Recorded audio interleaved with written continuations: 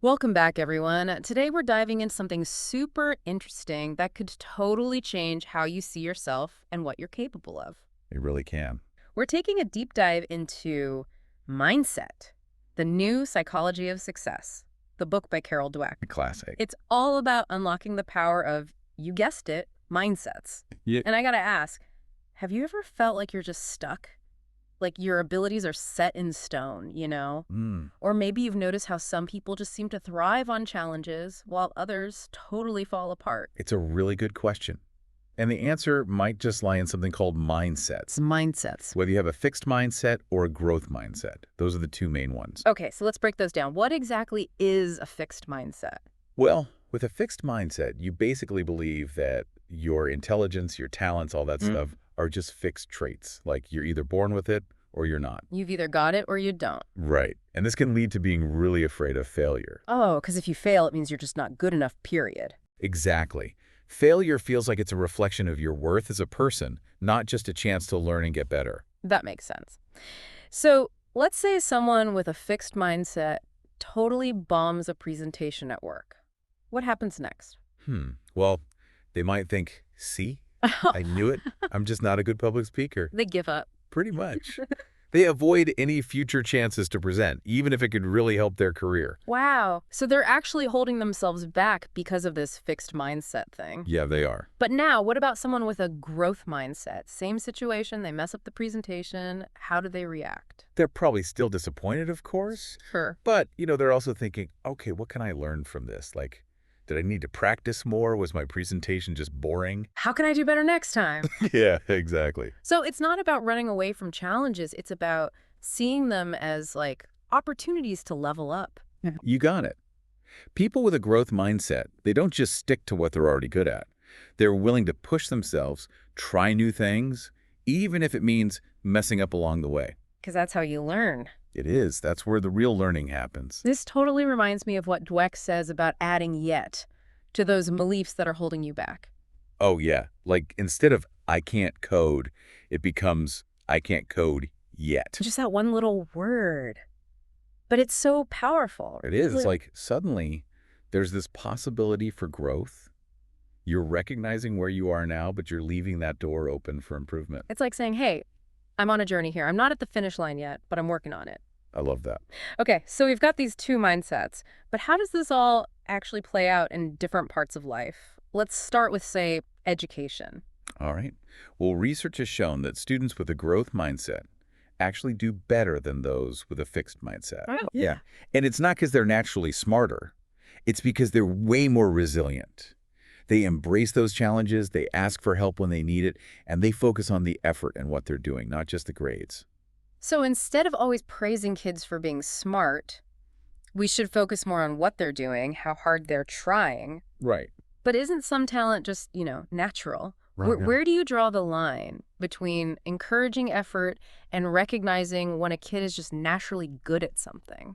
That's a really good question. Dweck doesn't say that all praise is bad. Okay. It's more about how we praise. Like if you tell a kid, you're so smart after they solve a super easy puzzle, that just reinforces that fixed mindset. But what if you say something like, wow, you really stuck with that puzzle, even when it got tough, and you figured out a new way to solve it? You're praising their effort. Exactly. You're praising how they thought about it, their problem-solving skills. So we're shifting the focus from like you're born smart to you learned and grew. Yep. And I bet this applies not just to kids in school, but to anyone learning anything new, right? Absolutely. Huh. You could be learning a new language, picking up a guitar, starting a new job, whatever. This whole growth mindset thing can totally change the game. You mentioned earlier that Jack Welch, the CEO of GE, he was all about promoting this growth mindset culture. He was. But let's say you're not a CEO. You're in a junior role, you're on a team. How can you encourage this growth mindset even if you're not the one in charge? That's a super important point. Leadership isn't just about what your job title is. Right. You can show that you have a growth mindset by being open to feedback, by focusing on learning from mistakes instead of pointing fingers. So creating that safe space where people aren't afraid to mess up. Yeah. You can celebrate your team's wins no matter how small they are and encourage everyone to see challenges as opportunities to grow. It's like creating that culture of always learning and improving even within your own little world. You got it. And it can spread. It can inspire others to adopt that growth mindset, even without some big announcement from the top. Okay, so we've talked about kids learning and how this works in our jobs, but what about our personal lives? How does a growth mindset affect our relationships? That's where it gets really interesting. Because the way we think about things shapes how we interact with others, how we handle arguments, and how we build those strong, healthy relationships. So let's imagine a couple is having a huge fight. How would that go down differently with a fixed mindset versus a growth mindset? With a fixed mindset, Oh. they'd be blaming each other, digging Yeah. their heels in, seeing the whole thing as a sign that the relationship's over. We're just not compatible. Yep. They're focused on being right and proving the other person wrong.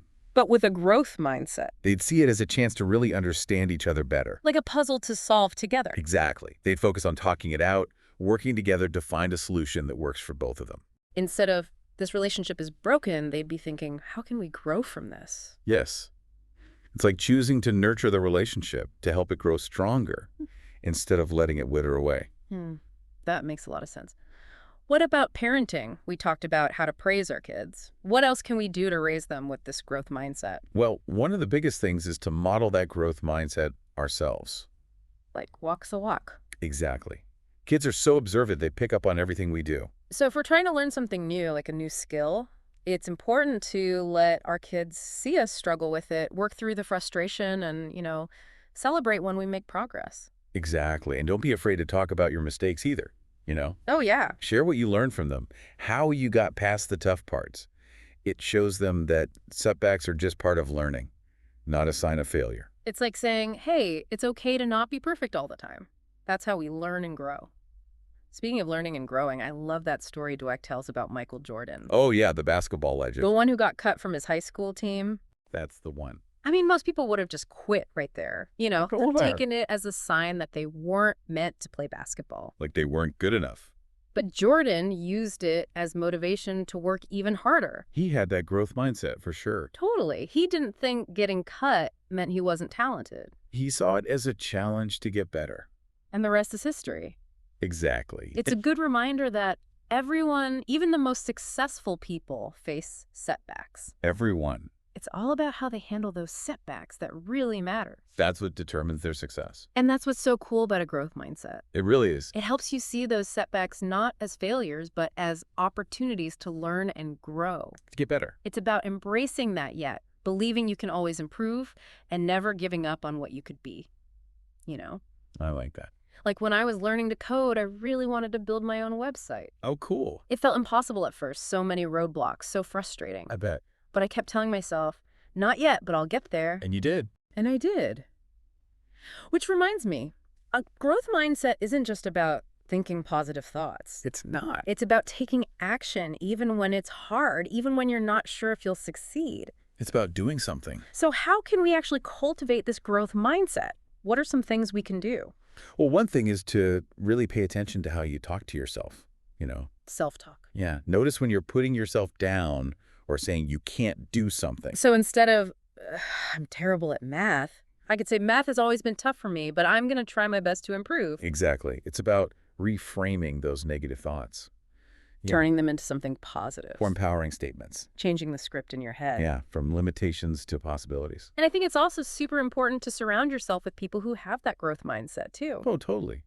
The people we spend time with have a huge impact on our own mindset. For sure. Find mentors, friends, colleagues who love challenges, who are always learning and growing. Their energy is contagious. It really is. It's about building a supportive network where it's okay to make mistakes, to try new things, to step outside your comfort zone. That's so important. And that probably applies to the online world too, right? Oh, absolutely. The content we consume, the people we follow online, all of that can influence our mindset. For sure. Pay attention to those voices that you're letting in. Yeah. Are they pushing you to grow and learn? Or are they just feeding your doubts and insecurities? It's about creating a positive online experience just like we do in our offline lives. Exactly. Mm-hmm. And another helpful tip is to focus on the process, not just the outcome. Okay. Celebrate those small wins along the way. Acknowledge the effort and progress you're making. even if you haven't achieved the big goal yet. Right. So instead of beating ourselves up for not getting that promotion, Right. we can focus on the new skills we learned, the connections we made, all the things we learned along the way. It's about finding value in the journey itself, not just the destination. And I think it's key to be patient with ourselves, too. Oh, yeah.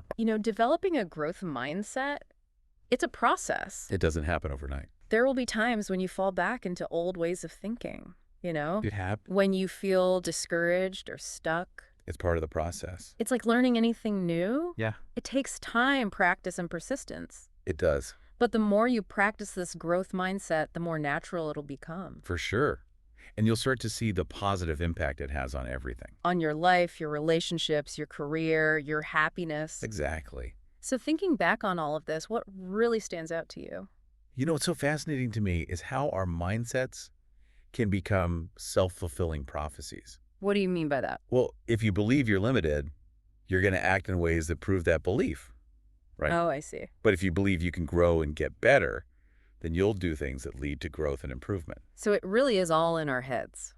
In a way, yeah. It's like our beliefs create our reality. So we got to be really careful about the messages we're sending ourselves. Yeah, are we feeding a fixed mindset or a growth mindset?